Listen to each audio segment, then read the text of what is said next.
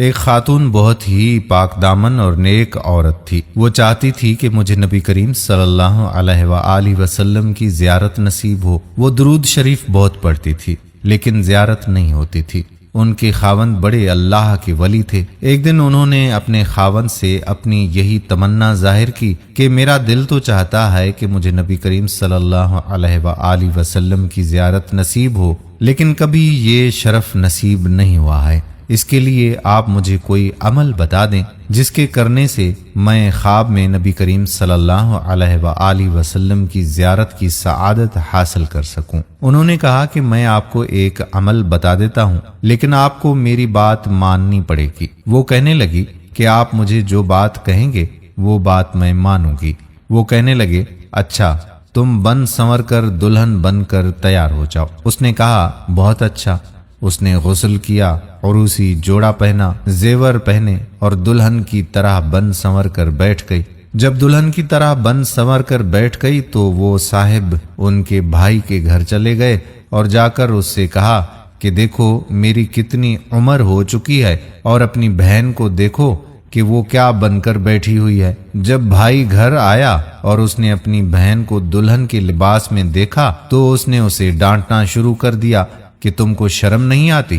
کیا یہ عمر دلہن بننے کی ہے؟ تمہارے بال سفید ہو چکے ہیں، تمہاری کمر سیدھی نہیں ہوتی اور 20 سال کی لڑکی بن کر گھر میں بیٹھی ہوئی ہو۔ جب بھائی نے ڈانٹ پلائی تو اس کا دل ٹوٹا اور اس نے رونا شروع کر دیا، حتیٰ کہ وہ روتے روتے سو گئی۔ اللہ کی شان دیکھیے کہ اللہ رب العزت نے اسے اسی نیند میں ہی اپنے پیارے محبوب صلی اللہ علیہ وآلہ وسلم کی زیارت نصیب کروا دی۔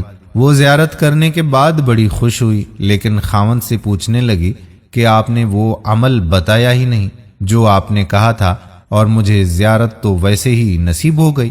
وہ کہنے لگے اللہ کی بندی، یہی عمل تھا، کیونکہ میں نے تیری زندگی پر غور کیا، مجھے تیرے اندر ہر نیکی نظر آئی، تیری زندگی شریعت و سنت کے مطابق نظر آئی۔ البتہ میں نے محسوس کیا کہ میں چونکہ آپ سے پیار محبت کی زندگی گزارتا ہوں، اسی لیے آپ کا دل کبھی نہیں ٹوٹا۔ آپ نے کوئی چیز اللہ سے رو کر نہیں مانگی۔ اس وجہ سے میں نے سوچا کہ جب آپ کا دل ٹوٹے گا تو اللہ تعالیٰ کی رحمت اترے گی اور آپ کی تمنا کو پورا کر دیا جائے گا۔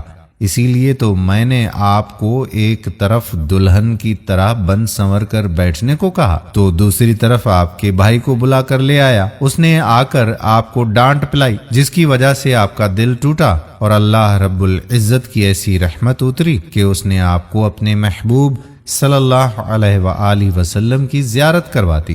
دوستو، زندگی میں جب کبھی انسان کا دل ٹوٹتا ہے تو وہ اللہ تعالیٰ کے نزدیک ہو جاتا ہے۔ جب بھی زندگی میں کوئی مصیبت پیش آئے یا کوئی بھی غم و وہم سے آپ گزر رہے ہوں تو یہ جان لیجئے کہ آپ اللہ تعالیٰ کے قریب ہوتے چلے جاتے ہیں۔